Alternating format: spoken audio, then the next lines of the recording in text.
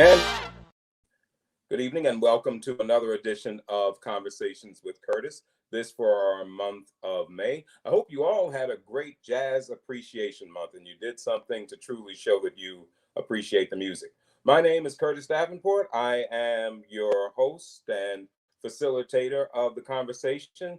Another one that I am thrilled and honored to have our special guest with us this evening, a member of the first family of jazz. Truly, it is a family affair all throughout, and we'll certainly talk a little bit about that with our special guest. If you join me in welcoming NEA Jazz Master Jason Marsalis to the show.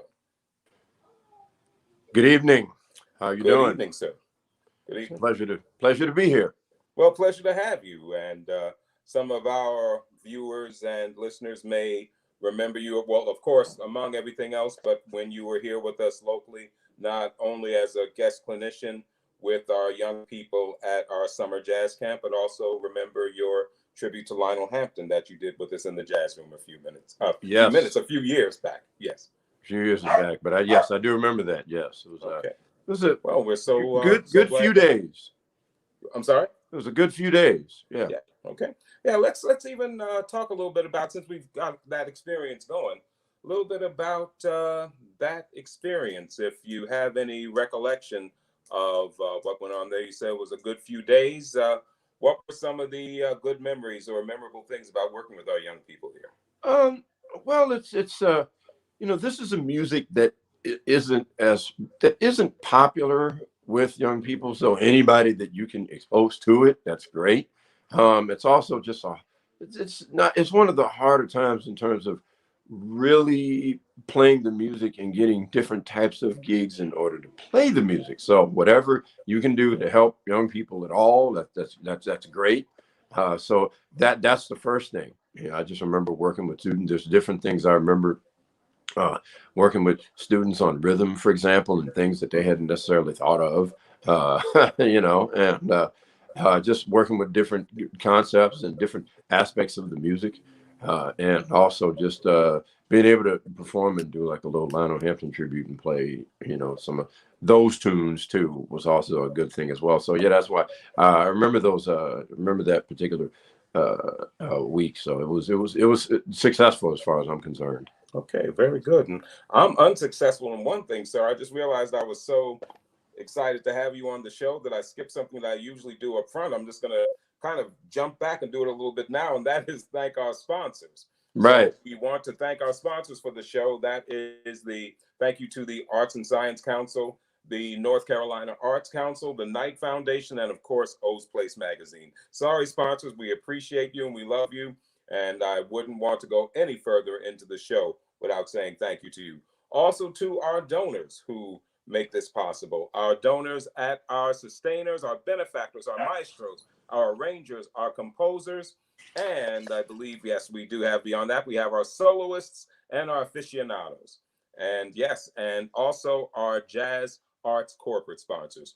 Thank you 1,000 times. Thank you to all of you for keeping jazz alive, making it possible that we have not only this show, but that jazz is becoming an even larger presence here in Charlotte and in the region around it. So we thank you all for that. With that said, let's get back, sir, to a little bit of conversation. Let's talk a little bit about the fact that, as we mentioned up at the top, you are a member of course, the Marsalis family, the youngest of the musical Marsalis family that are known to the public. And we want to talk a little bit about something I remember when I sat with your brother Delphio a few years back. He talked about the idea of there being almost kind of a sibling rivalry. Of course, your brother Branford and your brother Winton are the two oldest, and they were out there a bit before then Delphio when you came along. Can you talk about your perspective on that? Did you see it as a rivalry like that or something different? Honestly, I didn't see it that way, only because, and this is something that not a lot of people understand or know, or I'll just say they don't know.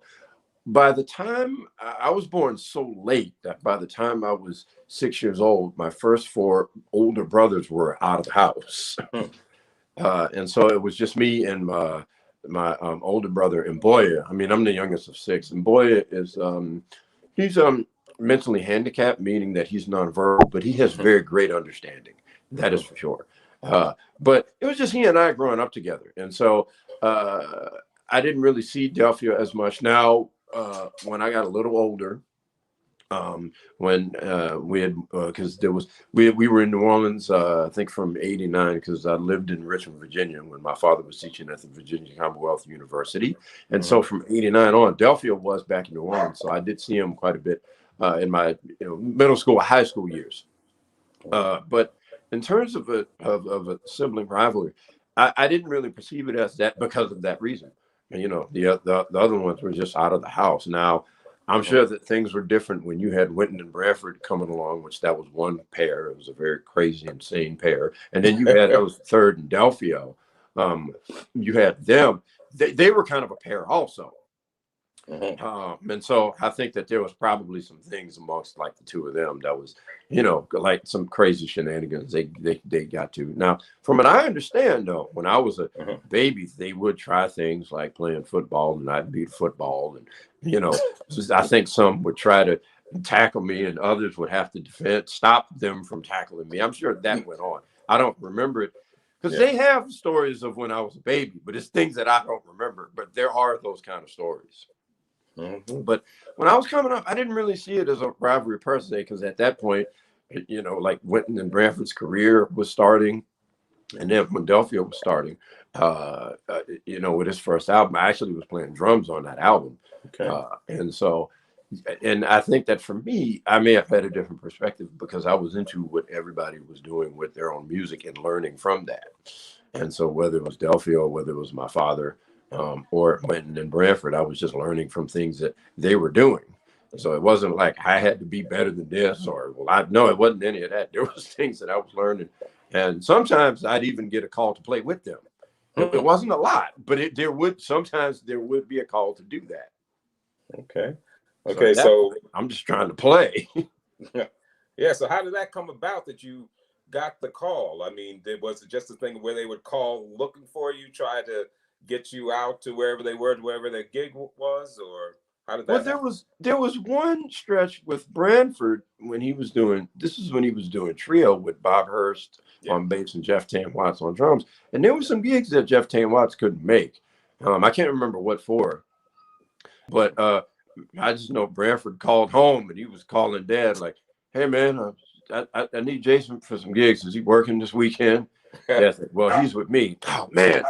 And Dad said, "Oh no, it's cool, man. You can go ahead. I can get somebody else. Yeah, you go ahead and do the gig." And then it's like, "Jason, yeah, Branford needs you for a day."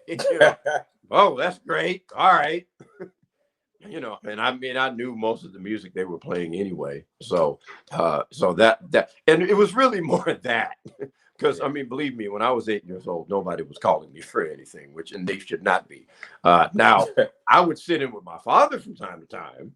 I would do that, but no, I was not doing it. But by the time I hit like 15, 16, then not that it would happen a lot, but I would get the occasional call, "Hey man, could you make this?" So, and a lot of it was I knew the music. So, yeah, well, clearly, I mean, if they're calling you to sit in for Tane sometimes, I mean, clearly you had a lot to offer. I mean, those are some pretty large shoes there, to be asked to step into at such a young age.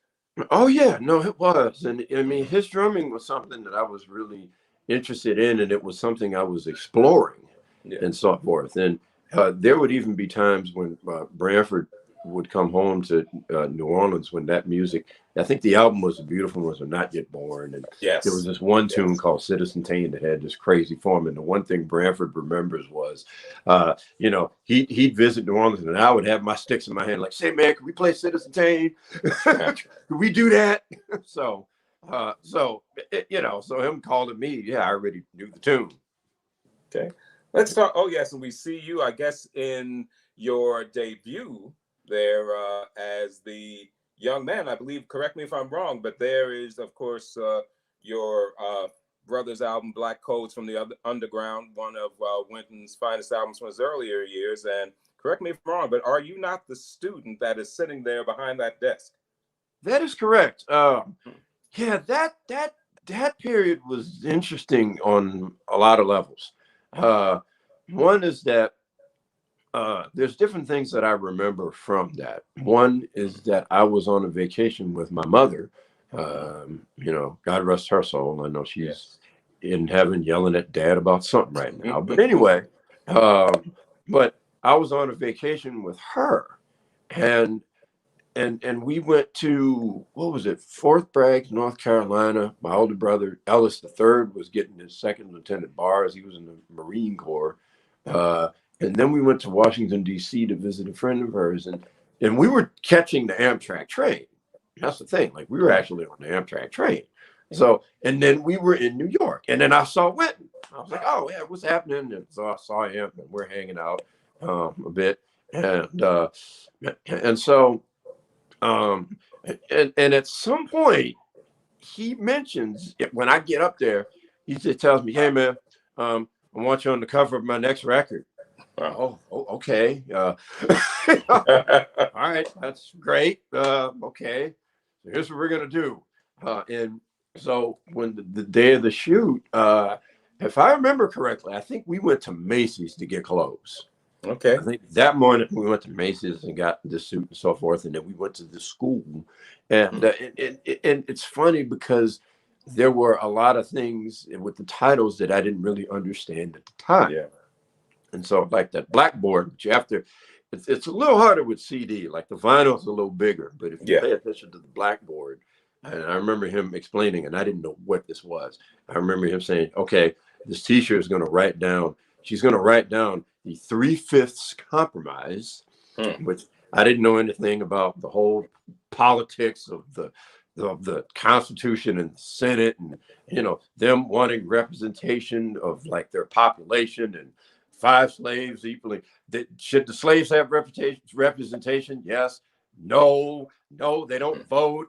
Well, let's have the compromise of 5 slaves equals 3 people. I didn't know any of that at the time. I'm not explaining it the best way, but I didn't know what any of that was at the time. Right. And he said, that's some nonsense. So you're going to erase that, and you're going to write down black codes from the underground. And and if you look at the title, as one Delphio astutely observed, he was laughing, and he said, man, only an 8-year-old boy could have written that. And he's right, because it's 8-year-old handwriting. It's like all in print. You know, I didn't know how to write in cursive yet. So yeah, it was like, that's true.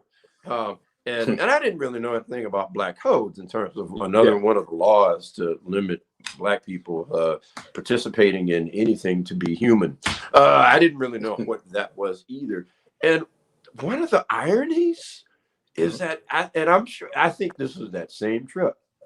One of the crazy ironies is, and this might have even been the day before, it was one of those days, Wynton and I actually got turned down by a cab. Yeah. So, Wow. So, like, I remember, like, when Wynton was trying to catch this cab, and this cab goes by, and Wynton's like, man, check this out. I'm like, wait, what? And then we start walking to the cab, and the cab starts driving away, and I'm like, seriously? Wow. I'm like, really? And Wynton saying something to him, and the guy is just shouting something back. The guy just drives off when the light turns green. I'm like, really? Wow. Okay. Wow. So that was, the crazy thing is, when Branford made the album, the blues album, I Heard You Twice the first time. I remember when, and I must have been, I don't know, what, 13 or 14. And Branford said, yeah, this is tuned by Bob Hurst. Brother trying to catch a cab. I'm like, oh yeah. I'm like, I know about that. I mean, I'm a kid, but I completely understand. I've experienced that, oddly enough. But nonetheless, that did happen on that particular trip. But we did the cover and took the pictures and so forth. And crazy thing is that I actually went through one of my family's photo albums, and there was a photo album from that summer. And I'm looking, and I was like, oh yeah, this is the train trip, and this is when I was like, wait a minute, and found some pictures from the photo shoot. Yeah, it's like clearly from that photo shoot. I think Mom must have took them. And so forth. So, and I think that one other funny bit of trivia was that I think the night of the photo shoot, I think Wynton and I went to the movies to see Back to the Future. Oh, So there's that, which that's interesting. That's interesting on a lot of levels. okay. But yeah, we did go and see that. So So now you've piqued my interest. You're saying seeing Back to the Future was interesting on a number of levels. Can we talk? Are there any that we might be able to talk about? What made that yeah, interesting? it's just it's funny because I mean, we just went to see this movie. Yeah. But it's funny, man, when you think about conversations that people have about music, that's what makes it ironic. When they talk about the music of the past and the music of the present and the music of the future. Mhm. And so I'm like, Back to the Future, interesting. It's just ironic Yeah. because you have folks that talk about representing the past, but representing the future. And so that's why I say that's interesting that the movie is not really about that. The movie is more about a scientific experiment of going to the past. But it's just ironic because, especially with the last name Marsalis, that's a debate that's been going on since the beginning of Quentin's career. Yeah, I always found with that movie, love the movie, but I know it was meant as a joke. But the one scene that always bothered me was the one at the dance where Michael J. Fox is playing his Chuck Berry riffs, and the cat gets on the phone and tells Chuck, tells his cousin Chuck that listen to this sound. The implications in that, even though it was a gag, it was just something that to this day about that it still bothered me. And you mentioned the movie, so I just had to mention that. You know what? It's funny you mention that because, and maybe they were trying to send a subtle message, but because the way that I saw it, and I hadn't thought of it that way, but the way that I saw it was that, okay, this is records he's heard already, and he's just this kid, but he's playing because he's already heard Chuck Berry, but he's Chuck Berry doesn't. So, but maybe they were trying to send a subtle. I think that I can see what you're saying, but it was initially just this gag, like Chuck, them telling Chuck Berry from this kid that's already heard Chuck Berry, but years later. Mm-hmm. So, but I could see that though.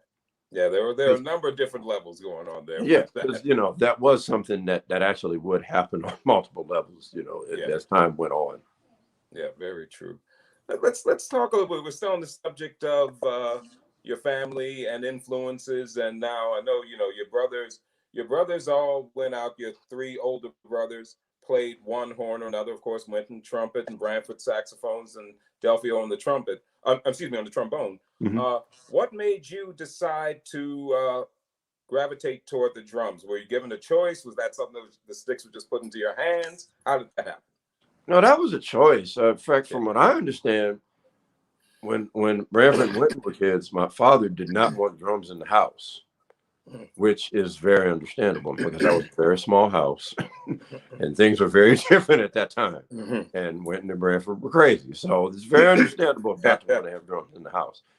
Now, by the time I came along, the things were different and, it was less kids in the house. Now, the acquisition of the drum set, I've heard different stories. One thing I do know was that I think that what probably started my interest in drums was the fact that my parents did get me a toy drum set. There are pictures of that, by the way. I need to. They're at the Hickory residence, but there are pictures of that, and it's me 3 years old by this toy kit. And so the story that I heard from my father was that they would introduce me, and I would start playing, and then after a while, I would say, "Dad, introduce me," and then I'd play. Whatever it was. And so at some point, and I don't know how this even happened, I was at a school fair when my elementary school fair when in kindergarten. And somehow or another, my father was playing a set there. And somehow, I don't know, I guess this was his idea. I ended up sitting in with the band. I don't know how, that's one of the, I guess maybe it was an experiment on his end. And I think we played the theme to Sesame Street, and I was kind of playing along and so forth. And I think that someone went up to my mother who was there and said, "Wow, I didn't know your son played the drums." And she said, "My son plays the drums? What?" And so at some point after that, I think Wynton and Branford did get an actual drum set. Like I do remember them just showing up and like, "Okay, here you go." And they just said, "Well, there you go." And so that's how. So I think it was something that I gravitated towards. And so it was something that ended up happening. Okay. So it wasn't one of those stories like I heard I don't know if it's apocryphal or not, the story where when T.S. Monk decided he was ready to play the drums, his pop called up Max Roach and sent him over to Max Roach's house, and off he went. Wasn't anything like that. It was just the drum set showed up. Yeah. Mm-hmm. Okay. And did you, just along that line, did you get to learn in those days from any of the legends, even if it's not Max Roach? Who were some of your teachers? You know what? I did, but it's funny, man. I always felt that there was more to learn that didn't happen for different reasons. Yeah. Like, for example, my first teacher was the legendary New Orleans drummer James Black. Yes. Okay. And I was 7 years old, was taking these lessons with him. And it was one of those lessons that it wasn't taped, wasn't thinking much of it. But the only thing I really remembered from it was he exposed me to a book called Stick Control by George Lawrence Stone. And I didn't know that was really the most fundamental foundation drum book that there is. And so that's the one thing. There were other things that I just don't really remember because I was so young. Now, after that, I was fortunate to get some lessons in Boston, and this was through Delphio, from the legendary drummer and teacher Alan Dawson. Yes. And now there are some tapes of those lessons because Okay. we had a few over the years. I have those. I need to transfer those. So if that ends up online somewhere, you know why. But with Alan Dawson, the first one I was like 8 or something. And I just remember being in the car with Delphio. We were riding around because that's a whole other story. Because when I was a kid, I went to the Berkeley School of Music to play on his recital. Wow. I was like a month away from being 9 years old, and I'm going to Boston to play this recital. And so I'm up there, and I remember him telling me, and he was all proud, "You're going to have a lesson with Alan Dawson." You're like, yeah, who? Okay. And then the next thing he says to me is, "Yeah, he taught Tony Williams." Oh, okay. I knew who Tony Williams was.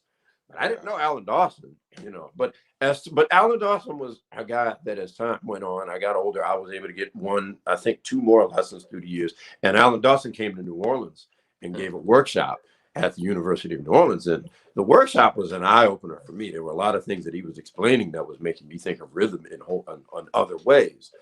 So I learned a lot from him. One drummer that I did, but back to James Black, the tragedy there, though, was that it was, okay, while we were living in Richmond, Virginia, I had discovered this box set that was put out by AFO Records, All for One Records, that was formed by Harold Batiste, which was a local label in New Orleans. And so they had this box set, and I happened to go through Dad's vinyl, and I see this thing, and I was like, "Man, what is this?"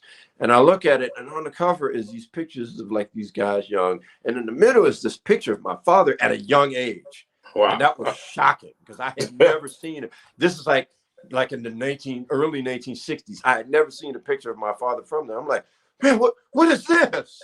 Oh, wow. And so I opened up the jacket. I'm like, I got to play this right now. And so it turns out it was my father's very first album entitled Monkey Puzzle. And so the band had my father on piano, Nat Parallel on saxophone, Marshall Smith on bass, and James Black on drums. And so the first tune is Monkey Puzzle, and it's a James Black original. And I'm like, damn, I didn't know James Black wrote music. And they start playing, and I remember the first thoughts I had was, man, this sounds like, one of those like old classic records, When the Branford's records don't sound like this. And so the record's going on, I'm like, man, and like James has this other sound that I hadn't really heard. And then the next tune was Whistle Stop. And then I'm hearing these odd bars and I was like, what, man, I was stunned at all the music I was hearing and all the things and I just couldn't believe it. And that was a side of him that I didn't know. And the tragedy was he sadly passed away a year later in New Orleans. He had passed a year later. And so it was just one of those things where I didn't get a chance to go back to him and say, "Hey, man, about Monkey Puzzle." We never had that conversation.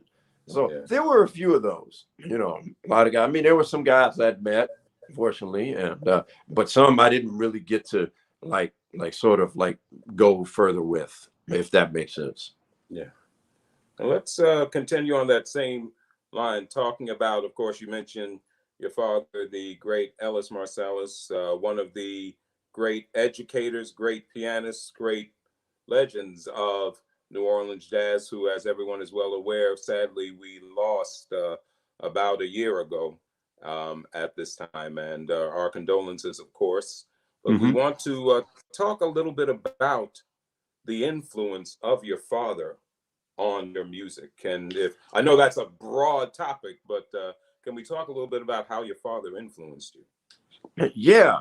Um, and it is broad, and sometimes I have to think about it because we had spent so much time together to where there's things that sometimes I can just take for granted. But I believe that the biggest influence, I think, was the fact that my father was one that uh, in fact, I was talking with a musician about this not long ago. In fact, a guy who's living in Charlotte now is Stephen Gordon, and he worked with my father quite a bit too. So, and he made a statement that I hadn't considered. We were talking about how my father, when it came to the music, he was always like evolving, and things were always moving forward. And then he says, "It's like, he's like, man, Mr. Ellis, man, he was always current." And I was like, "Yeah, that's right. Not necessarily going back, going forward, current." And I realized this when I was compiling this quintet album of his original music. And I had this idea of saying, all right, you know what, let me look at the years that these tunes were written. And you would have some tunes written in the 60s, some written in the 1970s, some written in the 1980s. And I realized, oh, well, this stuff changes. And so I think that he was one that always followed wherever the music was, whatever that was in the 60s or in the 70s or in the 80s. He always followed that. And I think that's probably the biggest influence, I think, to me is that he's one that always evolved, and he's one that, and I took it for granted because I then started to realize that you do have some of those musicians that are comfortable with one era. Hmm. They only know like a certain period of time, and that's it. Not just musicians, I mean, hell, even people. Where you have those It's people true. that are like a pianist told me an interesting story about, I think it was his father or grandfather or stepfather. Anyway, how he didn't really know much about music, but the 1950s he knew all of it. Like 1950s pop music, he knew all of it because that's when he was in high school and when he was in college. But I guess once he started getting a job and getting married, he didn't listen to the radio anymore. So 60s he didn't care about, but he knew that time. So you do have musicians like that. That wasn't my father. That wasn't him at all. Like in the 70s, he was following that music. And, there'd be things that he liked, there's some things he didn't, but he was still following. And then he was teaching students. And so when he was teaching Winton at Branford, when they were playing with him, when they were students at the New Orleans Center of Creative Arts, and then, they go to New York. And so, they're making these records, and then Dad's like checking them out live and thinking, okay, well, this is influenced by like the Miles Quintet, and they're playing, well, let me go back to this record and check that out again. And, and let me just see what, like things so, he was always investigating things. And also, he was always about young people playing the music. That's the thing. He was always about that. In fact, there's one little, like, it's kind of a casual story, but it's funny. It was in the mid 90s. My father and I were with mom and boy, and we were on this vacation, and we were in some town in Arkansas, somewhere in the middle of nowhere. And so we were walking around. And so we walked by this club and we see this sign, and we were all excited. We were like, oh man, Charlie Hunter's here. Oh, he was here last night. Oh, Oh, damn, man. oh, And we man. were like frustrated and like so disappointed. We were so disappointed because and I mean, Charlie Hunter had come out really in the mid 90s. I mean, he had been making records for a few years, but Dad wanted to go and see that. He wanted to go and hear it. I mean, he was familiar with who Charlie Hunter was. And the funny thing was, even in like more recent years, I think Charlie Hunter came up, Dad, like, you remember when we missed Charlie Hunter by one night? Yes, Dad, I do. You know, and what was funny, I did have a chance to tell Charlie Hunter the story, and he couldn't believe it. He freaked out. You're not gonna believe this, man. Dad and I, we saw your name, but we missed you by one night. He was like, what? One night. So, but no, it's like there's a lot of different things I remember when we lived in Richmond, Virginia. And I was a kid, and all of a sudden there were these musicians coming to the house, and Dad was all excited. And Dad said, "Hey man, this is band out of the blue. They're coming to rehearse." Oh, okay. Okay. And I didn't know. And for those who don't know, because that was a while ago, Out of the Blue was a band. It was I guess you could say, like, at the time when the so-called Young Lions thing was picking up, Blue Note Records on these young guys to put together a band. And so the band consisted of it. On the first album, it was the late Ralph Peterson on drums, who we miss, Bob Hurst on bass, Kenny Garrett, Renee Roseness, I think was that? Was it Renee Roseness on piano? Renee Roseness was later. Okay, she was in the band, but she was a little later. But I'm just saying on the first album, I think Ralph Bowen and Michael Philip Mossman. And, Mossman, I remember was on trumpet. I'm forgetting the piano player's name. Anyway, Anyway, now it's bothering me too. I can't remember. Yeah, that's crazy. You know, I think it was something Pickett. I think. Pickens, Harry Pickens. Harry Pickens, yes. Harry Pickens. Yeah. But anyway, now when they got to Richmond, I know Ralph Peterson was there. I remember Ralph Peterson, and I want to say Steve Wilson. Maybe Wilson was in the band for a while, so I think Steve Wilson.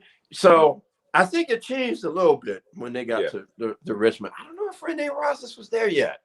I'm not sure. She was in the band. When Kenny left, I think, when Kenny left, Wilson replaced him. And I don't know when Renee came along, but she was there. But she was in the group a little later. Yeah. But so anyway, that's what the band was. But my father was just excited to see that.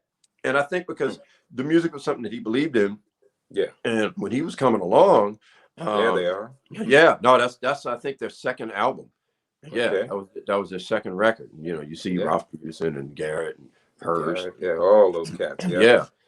So anyway, it was he was coming along, and it was music that he believed in. And so I think that as he was teaching, he realized that young guys, they didn't really know much in the 1970s. A lot of the younger players at that time in high school didn't know much about the music. And he realized, okay, I got my work cut off for me. But I think as time went on, he realized that I think just teaching the young people was, I guess you could say, his bread and butter in a sense. Because then he had a band in the 1980s. It was a quartet in New Orleans of these up and coming guys. The drummer was named Noel Kendrick. The bassist was named Reginald Veal. And the saxophonist was named Victor Goins. Oh, yeah. Okay. That was a quartet. That was a consistent band. So I think that, he understood, okay, like working with the young guys, that's going to be what I'm going to be doing. Yeah. So the thing like a band like Out of the Blue, he was just excited to see that, to do it. It's like young people playing the music. And that's what he's just been about that. And in fact, one of the last things he was even telling me about seeing guys. He was interested in like young guys. Like this is even before he had passed. Like he was like, yeah, man, I was at FS Jazz, and it was like, I think musicians like Sean Jones and David Sanchez and Warren Wolf and so Warren Wolf, who's the great vibraphonist who I know. Oh yeah. Warren Wolf goes to my father. I don't know if you know me. I'm Warren Wolf, and say, oh yeah, my son Jason tells me about you. Yeah, how you doing? So he was just about like young guys playing music, and was always supportive for that. And so I think that for me, I think the biggest lesson I took out of that was not only passing the music on, but just being current with it, and just always evolving and just always having ideas as to what can be done with the music and what can be done better. I think that's the best way I can explain it. Well, that's a great way to explain it. I want to get to a clip of you and your dad playing together. Yes. Not too long before his passing. But before I even get to that, the fact that, of course, on that you're featured on Vibes. I know you started out in drums.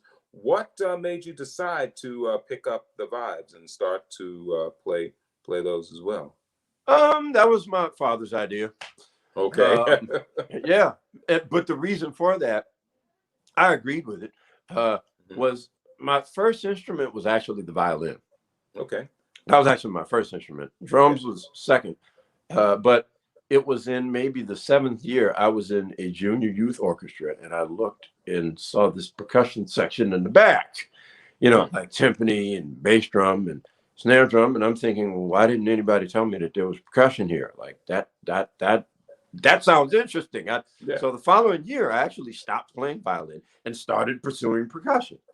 I started studying, snare drum and then timpani and the different. So my father saw that I was going that direction, and he says, I think you should get a set of vibes, and checked it out. I said, yeah, okay. And I'll admit the first few years, my practicing was not what it should have been. It was very off and on. But as time went on, I worked through little things here and there. But then I started to get more of a vision of what it is, that not only what I wanted to improvise, but music I wanted to create as time went on. Yeah, so that was his idea.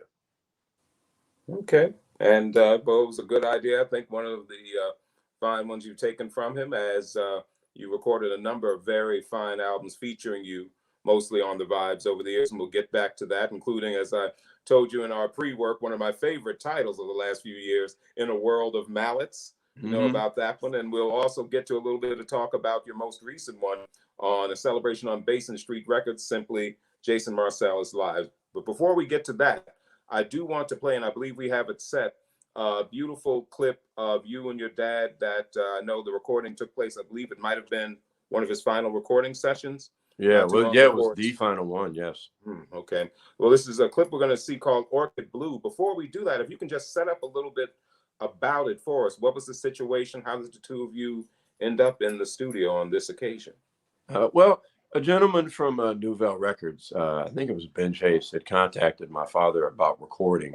And so, it was a thing where I think he contacted him. Then Dad called me and said, Chase, could you talk to these folks? They're talking about making a record. Talk to them. So I did. And I thought about it. And I said, you know what, Dad? We should do vibes and piano. We haven't really done that. Because vibes and that was one of those things that we didn't do a lot of. Yeah. It happened, but we didn't do a lot of it. Like the first gig I did on Vibes, which I could barely play, was Vibes and piano, and he was carrying most of the gig.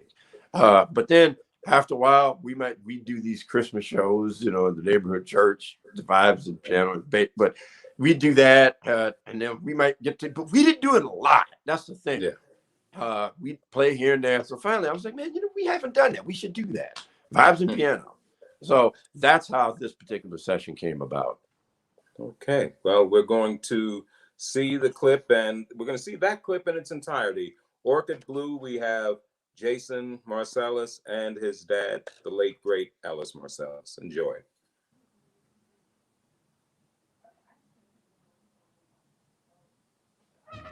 Wrong clip.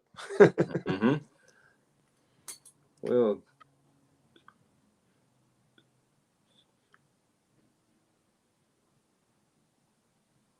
yep, I see it. Should be getting it there. Okay. In the meantime, to see, or hopefully we'll get that clip set up. But while we're getting ready for that, just want to talk about another thing that hopefully we'll get to see. And I also want to say, in a few minutes, folks, we've been having a great conversation. But those of you who are in our audience, if you haven't gotten a chance, the way this works. Sometime in about 5 to 10 minutes or so, I'm going to open up for questions from the audience, where you will get to talk to NEA Jazz Master Jason Marsalis. So please get those questions ready. If you can get them into the chat, faster you can get them in, at least I can feel them and get them out to Mr. Marsalis before we get too much further along. So hopefully, if that clip is ready, we will try again to see Orchid Blue. I think we got it going this time. Here we go.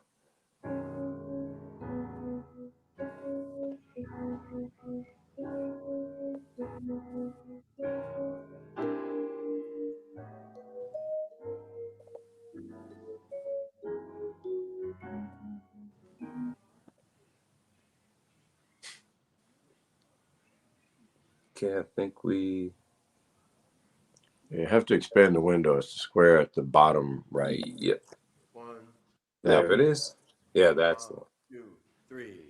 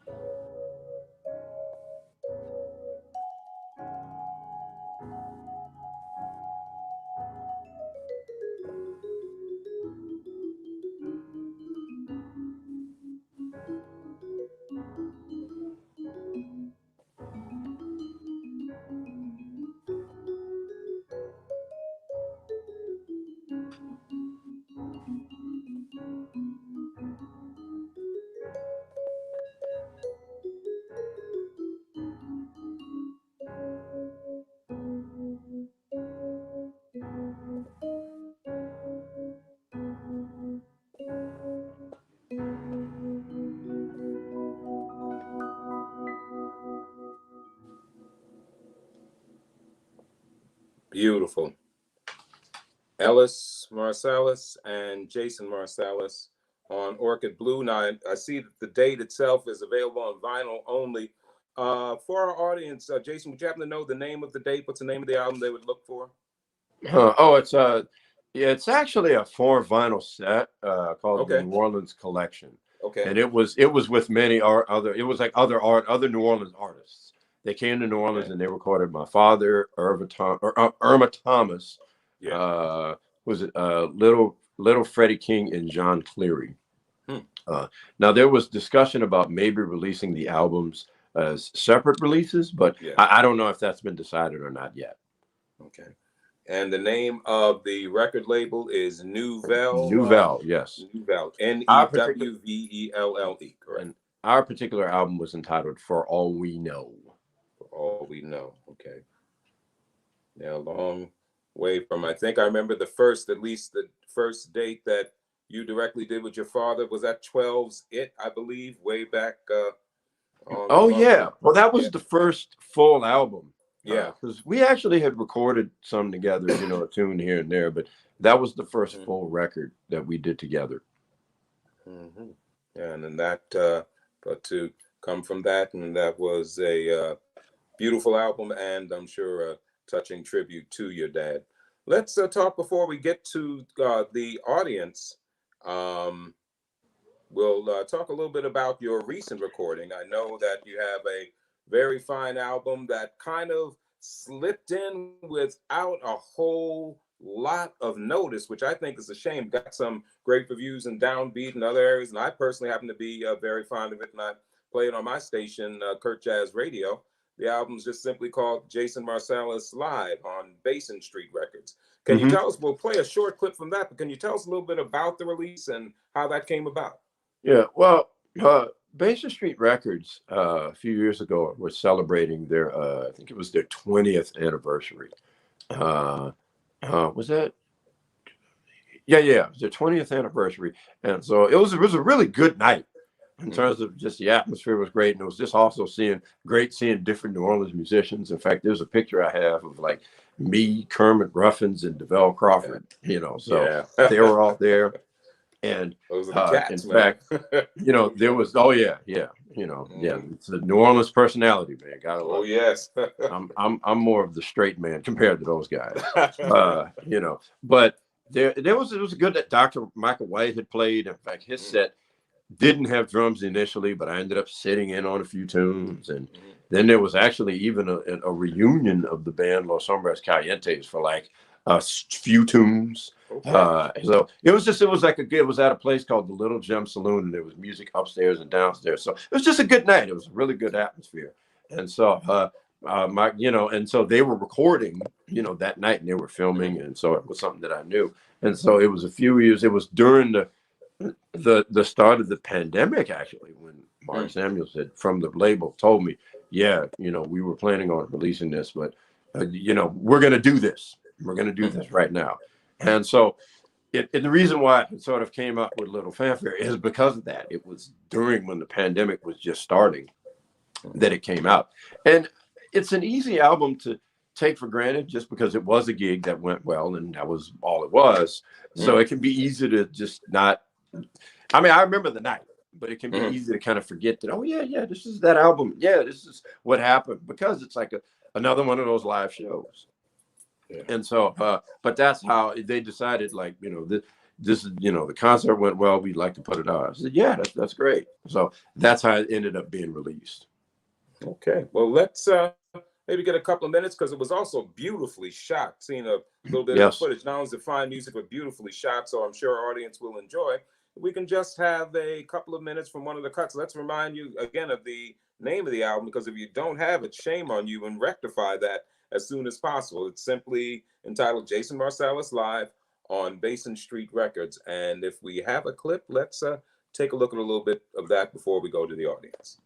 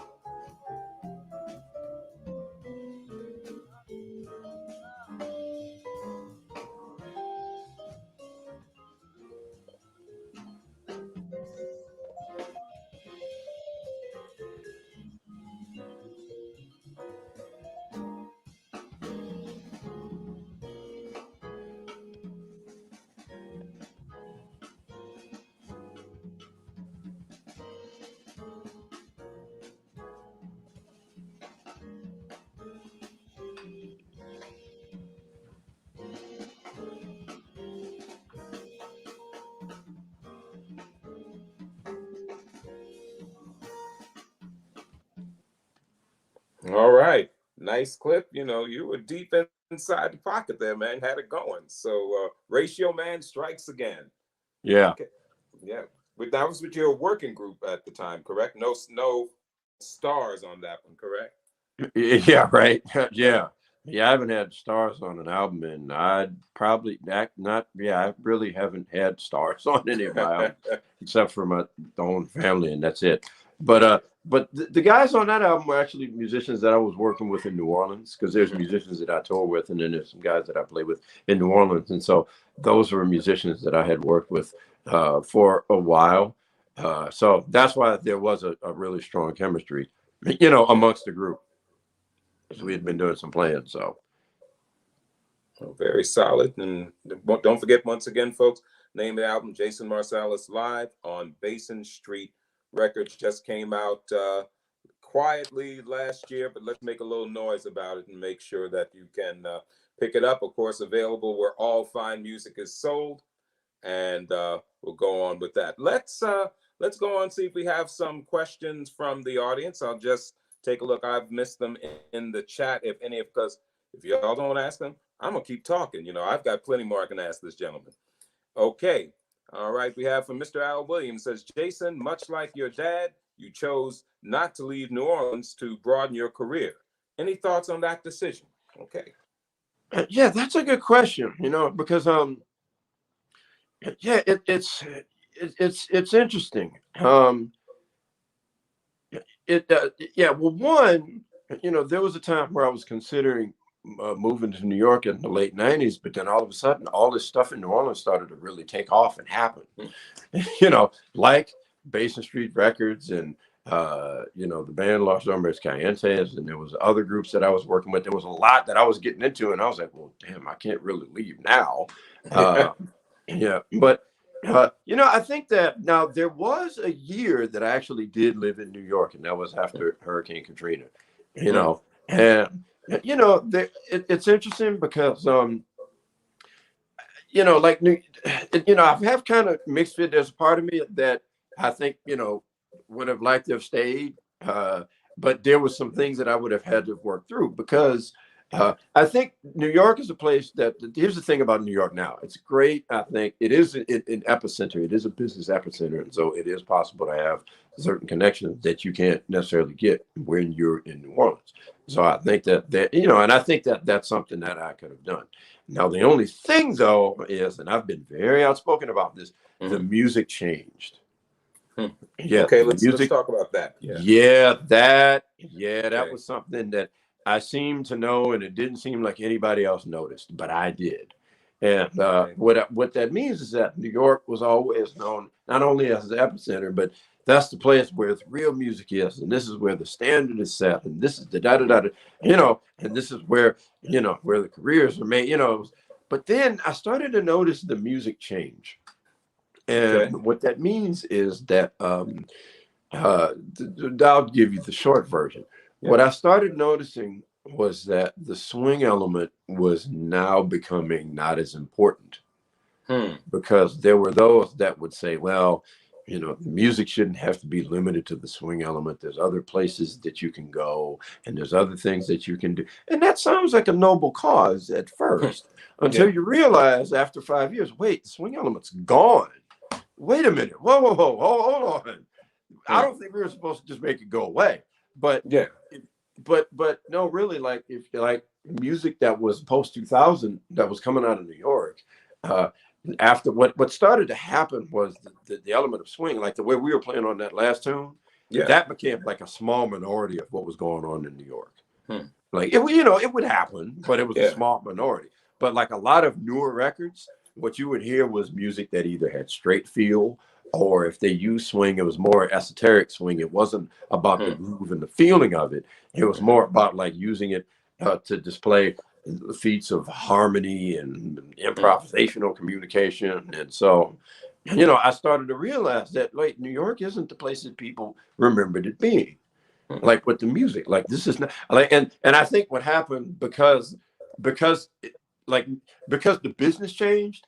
I think with the record stores closing down and with things being more on the internet, I really think that the young guys that came up to New York post 2000, if I had to be perfectly honest, they became like the young teenagers that are at home by themselves with no parental supervision, throwing a party, and nobody knows about it except the next door neighbor. The next door neighbor is trying to call the police, and the police, oh well, whatever, they just ignore it.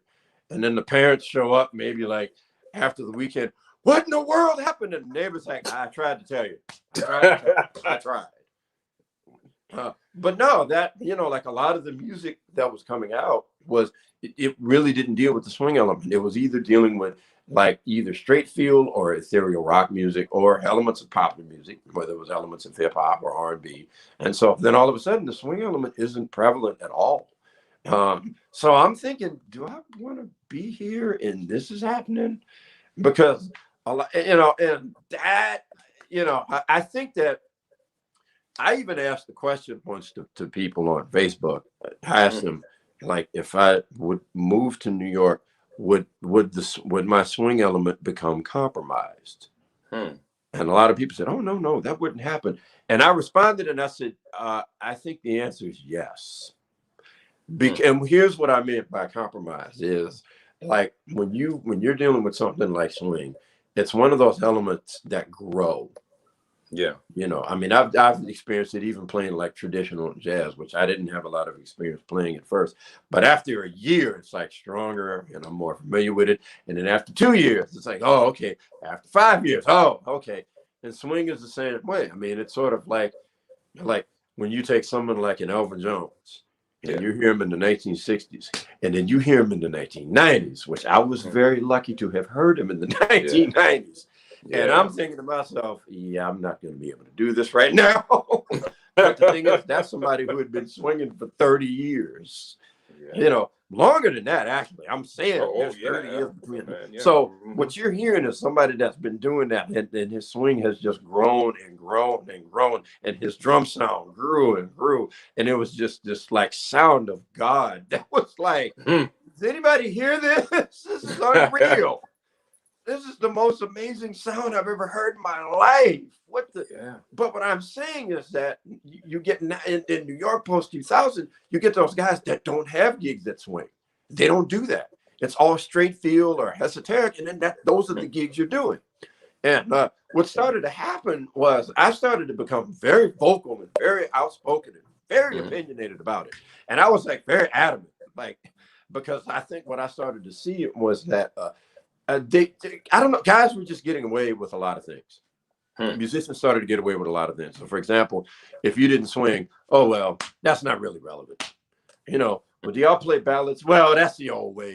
We got the new thing we doing. And so there was a time where if there were certain things you didn't have together about the music, you would get called on that, either by older musicians or by audience members. And and hell, Winton and Branford would know that better than I would when they got to New York. Oh, yeah. I remember it well. And I mean, to be fair, they were green. They were just getting started, and there was a lot of music that they didn't know. So what you would get with these like fans of the music that would hear Winton play, and they would say, man, you're not playing jazz. What are you doing? I mean, Lee Morgan is jazz, and Clifford Brown and Freddie Hubbard. What are you playing?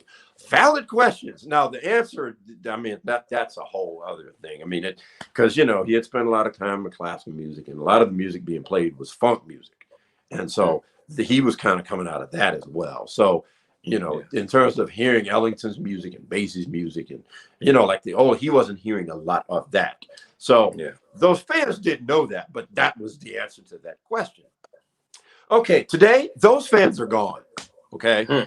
You don't have as many people that know who Lee Morgan was or knew who Freddie Hubbard was or knew who the Masters were. So what happens is you get these young guys that are on the scene now, and they're getting away with murder because there's a lot of music that they don't know, but folks don't really hear it. They hear it like, oh, this is the new thing. Oh, this is what the music is. Oh, this is so intellectual. Oh, this is. And so finally, I just had to come out and say, you know what? I'm calling this out. That's enough. I can't. And I'll tell you what made me do it. When I just lost all patience was when my father, once again, he's about checking out young cats. He went to the jazz standard and he heard a group. I forget who was leading it, but he tells me, man, I went and heard this band playing, and the piano player was doing his best Keith Jarrett impression. The saxophone player would play a solo, and then once he was finished, he would go stand in the corner and look at the ground. He wasn't looking at the audience. But man, I looked out in the audience, and I see a whole audience of people working at trying to enjoy the show. And I'm thinking, this is pitiful. In the old days, people would at least boo or leave or something. No, they worked at trying to enjoy the show. And when he said that, I thought to myself, okay, it sounds like to me the people have just settled. They've accepted what the music is. They've accepted that this is this new thing that's intellectual. It doesn't matter that it doesn't swing. They've just accepted what this is. And at that moment, I said, you know what? I'm calling this out. I can't deal with this. Because I'll be honest, the albums post-2000, most of them, honestly, were just boring. Like I'd put on an album, and by track 3, I'd be falling asleep bored, you know, because the swing element wouldn't be there, or the music would be like really ethereal and like really dark. And I'm just like, I just can't. But you had music students who didn't know any better. To them, oh, this is the new sound. Coming out of conservatory, yep. Like, really? Okay. So I just decided, you know what? I'm calling this out. So I just became very outspoken and just being adamant to the point where I just wouldn't like budge. Like I had, like, for instance, a gentleman once told me, yeah, man, you know, these new records, man, I don't really know, man. I was like, yeah, it's sad. Well, you know, it's not really my thing. And, you know, well, I'm like, yeah, it's sad. Well, I'm like, look, man, I know these people playing this music. I know what happened. I know why it happened. I know how it happened. It said the end. And that was the end of that. So I was very, because, you know, but it was true. A lot of those guys actually didn't know. You know? Yeah. And I knew what they were thinking, you know, because the thing is that with this music, when you really look at the tradition of it and the lineage of it, there's so much work to be done. There's so much. I mean, whether you want to get into Chick Corea, then there's all this music Chick Corea knew. You know, whether you want to get into whoever, Herbie Hancock, then there's all this music Herbie knew. There's all these influences Herbie had. So I think that a lot of young guys said, you know what? Forget all that. We just going to play on some vamps and just have some fun. You know, yeah, we just going to get our boys together and just play like straight field tunes and play piles of notes and we'll be good. And they got away with it. Because a lot of folks thought, oh, this is the new thing. And I'm like, this isn't very good, though. Now, there's a way to pull this off and make it great. But no, this isn't. So, you know, so that was what was going on in New York. And so, you know, I think that sometimes I think that maybe I should have stayed just to battle that and be like, no, y'all, no, I don't. No, you're the snob, not me. Shut up. Sometimes I think that. But, you know, but then again, there's those stories that, you know, there was a drummer who was sitting in with my father who came to Snug Harbor and he was living in New York. I forget who it was. But he was telling my father, and this was like recently, like maybe 5-6 years ago. And he tells my father, man, it feels so good to swing again, man. Man, cats don't hardly do that anymore in New York. Yeah, that's the modern day Big Apple. Yeah. You know, I'm not saying that swing is dead, but I'm saying it was in a small minority. So you had to kind of find where guys did that. But the bulk of the newer music was a lot of straight field stuff. And I mean, there would be some good things. There'd be some good albums where I'm like, oh, okay, this is cool. But some of it, I'm like, no, that's boring. No. But this is so intellectual. Shut up. It's boring. This is not good. You know, these guys, they're getting away with murder. So anyway, and I think that what happened was a lot of folks didn't know that was going on in New York. They were thinking of what New York was and what it used to be. And I'm seeing it saying, no, this is changing. And I think one of the funniest things was I worked with pianist Marcus Roberts. And so I was telling him about this, man, like early 2000s, because I noticed it early. And I was saying, man, these dudes aren't dealing with tradition, man. They don't want to deal with it swing. They don't want to. And I think Marcus thought, oh, okay, yeah, that's just a few guys Jason knows and so forth. And so he heard this podcast. And anyway, it's just like a musician playing now. And so he's paying attention to the podcast and he starts noticing, wait a minute, this cat he hasn't mentioned any of the older musicians. Wait, all he's talking about is hip hop. wait a minute, didn't. And so he gets on the phone and calls me like 11 o'clock at night. I'm like, hey, what's up, man? I was up, but I didn't expect to hear from him on 11 o'clock at night on the Sunday. He's like, man, I had to call you, man. Man, you were right about the Cats playing now, man. I get it now. You were right. I mean, you were saying it years ago, but I get it. You were right. I was like, well, okay. That was 20 years ago, but all right, fine. Okay. So I think that that was sort of my, like, I think that was sort of my, I think my sort of indifference in terms of whether I should be in New York or not, because, it is an epicenter. And I think there would have been some connections there, but I didn't like where the music was going. The majority of it, like, not saying, like I said, not saying that the swing element died, but if you look at the music that was really promoted, it was not based in swing at all. And so I just said, no, this is not what I'm interested in. Yeah, I like this comment here. You sound just like your dad. I was in the voice department mid-'80s. He had no headroom for nonsense. Well said. Well said there. I'll ask as a final question, hearing what you're saying there. Yeah. Jason, how do we save this music? I mean, is it a matter of these young cats getting to maybe get on the stand with cats like you and others who still understand the tradition? How do we save it? Is there any saving? Yeah, I mean, I don't know if I'd say save per se, but it's a tough, it is a bit of a tough battle because there's a couple of things that are going on. One thing is, I mean, the ultimate thing is the importance to understand that. I think number one, it's important to understand that, there's been 100 years of music and that all of those things relate to things now. And I think that when you understand those 100 years, then it gives your music more substance. And I think that one of the reasons I was so outspoken is about the newer music is because I could hear that in other music. I could hear the tradition. I mean, what made me outspoken about the tradition, man, was getting into Chick Corea and Return of Forever in the 70s and Weather Report. And I start noticing, wait a minute, this stuff is based in tradition, man. These dudes know a lot of music. And hearing Jaco Pastorius and really checking out the tunes he wrote. And I'm like, this cat knows a lot of music. A lot of guys reduce him to harmonics, which is great, but he knows a lot of music. Now, are you ready to deal with that? So that's when I started to realize the importance of tradition was honestly through that music, through those bands. And, there's a lot of other music that I would hear that same sound.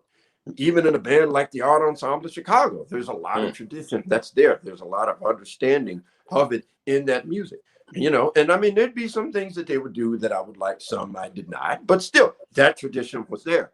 But unfortunately, I think that the young guys, everything started to become a bubble.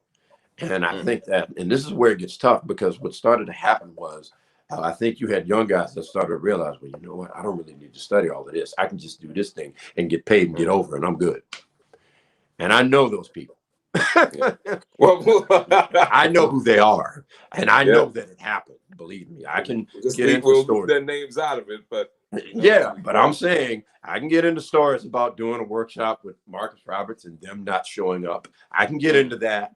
Oh yeah, and I'm saying there came a point where guys were thinking, oh, we have our thing. We don't need that.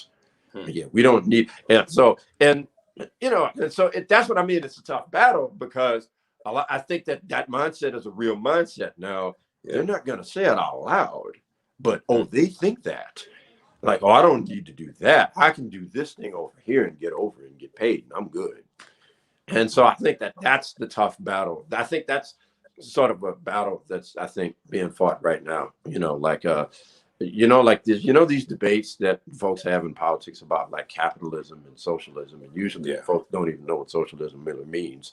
But here's the thing, though, I think that hasn't been thought about is, and I'm going to start speaking on this more, is 24/7 capitalism, where you're thinking about making money all the time, to where you actually dump down the product to make more money. Like notice how what is it? Printer cartridges has less ink, so you can buy more cartridges to make more money. I'm noticing USB cables are breaking. Yes, so you can buy USB cables so they can make more money. Planned obsolescence, yes. And I think that with music, it's the same kind of thing where guys, Hmm. rather than think, well, man, let me learn this and I'll be better at this and learn that and I'll be better. After a while, it's like, well, if I just do this, I can get paid. Oh, great. And, and here's me looking at all of the drummers who are playing in black churches across America. I'm looking at y'all because a lot of y'all did that. And I understand that is a well-paying gig, that is a well-paying gig. But a lot of you guys sound the same now because y'all are listening to y'all friends and the same guys who have the same gigs. And I got a story about talking with a student, and I was telling him about he was one of those church drummers, and I was telling him about listening to Clyde Stubblefield and John Jobble Starks from James Brown, and he was not interested. He just said to me, yeah, all sarcastic, and he was letting me know, hey, man, I have a gig, and I'm getting paid. I'm good. I don't need to hear from you. He made that very clear. So that's rather than, well, let me check this out. He was like, I don't need to listen to that. I'm getting paid over here. So that's what I mean by capitalism 24/7, where it's like, but not saying one shouldn't make money, but it's a problem when like that's all you're thinking about. And that's all sacrificing quality and excellence in order to do that, and you're taking the easy way out. So I think that it's important to understand that that in the 20th century there has been a lot of great music and great masters that you can learn from. And, and it doesn't really matter the genre, to be honest with you. I think one of the sad moments was when I asked a student, like, hey, man, you ever check out any Mahalia Jackson? And he said, no. And I said, okay, let's analyze what's wrong with this picture. We're at an arts high school, and I was actually raised Roman Catholic. I wasn't really raised in the Baptist church. I should not be telling you this. I should not be telling you that you should be listening to Mahalia Jackson live at Newport. That should not be my job. Not me, but it was. And that's the thing. And you have, and you play in church, really? So, and that's the thing. And I think that unfortunately, that's where things are, where you have, and I mean, it's just where America's at right now. Where you have the folks that are, either take the easy way out or, they don't want to work on this because, well, that's not really relevant or I don't really need that. But they have to understand that the more music that you can get into, the better musician you will be and the better prepared that you are. But I think it's important to value music first. We're not really at a point where we're valuing music. We value celebrity more than music. And if you don't believe me, look up the Grammy Awards Best New Artist, Justin Bieber, Esperanza Spalding, and that tells you everything you need to know. That tells you everything you need to know about why did we vote for the last president. Check that out, and that'll answer your question. Why did we vote for the guy before? Just check that out. Just read up on it, And I bring that up for those who don't know. Maybe there's those who may not know that story, but there was a Best New Artist category in the Grammys, and the nominees were Drake, Esperanza Spalding, and Justin Bieber. Yes. And so Esperanza Spalding wins. And so it's funny because like I talked to a friend of mine that afternoon, and I had seen some news coverage. And, the friend of mine, there's this debate within the jazz community, and they're saying, oh, yeah, this is great for jazz, and da-da-da-da-da. And, now there were some that argued that Justin Bieber should have won it because he did sell more records and he impacted industry. It's a fair argument. And they were saying, that's what the Grammys is about anyway. Some think, well, Esperanza had the better music, and so she should have won. I mean, those are fair arguments. Now, what I had to tell my friend was, there's something that you don't understand. America is rejecting her right now because the country as a whole is very angry that she won because she's not a celebrity. Yes. They wanted Justin Bieber to win because that's someone that's a celebrity. And that's somebody it was comfortable and familiar. Yes. And all of a sudden, the whole storyline about Esperanza Spalding in mainstream America was, we don't know who this is. That was the whole story. We don't know who this is. We've never heard of her. I've never heard of her. Well, you can use Google. Shut up. I've never heard of her. You can go to YouTube. Hey, quiet. I don't know who that is. I've never heard of this person. No one knows who that is. And that was the story. That was the story amongst mainstream America. And so, And to be honest, that's what mainstream America is worshiping, is celebrity. So like I said, if you want to know why folks, voted in the election of 2016 the way they did, well, there's one answer. And, and I think that the problem of celebrity isn't talked about enough, but it is a problem. So, and I'm getting into all of that to say that it trickles down to the music. Where you get guys that they don't want to work on certain things that may make them better musicians.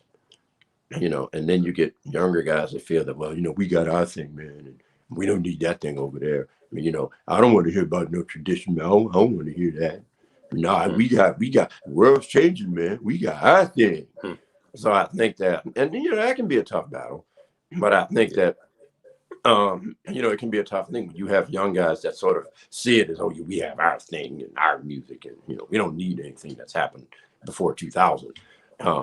But I think that it's important. It's going to take a lot, but it's just important to understand that there is something to learn from any music that was in the 20th century, and that we can bring that into the 21st century.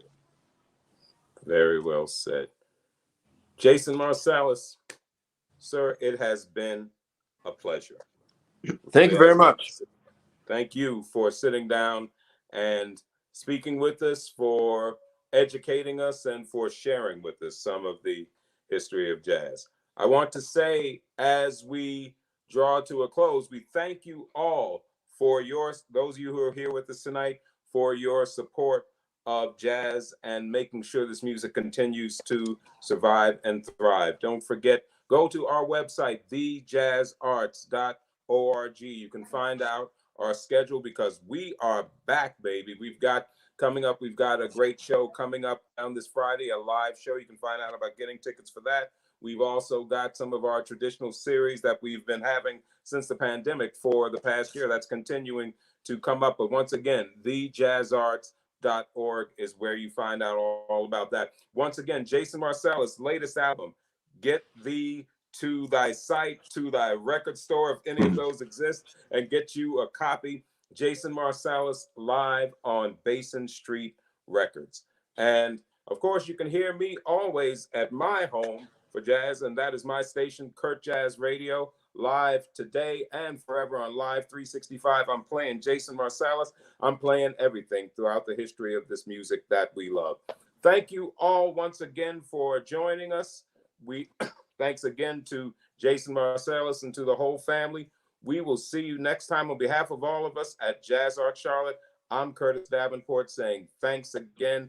Keep it swinging, and good night, everybody. See you next time. Thank you. Thank you.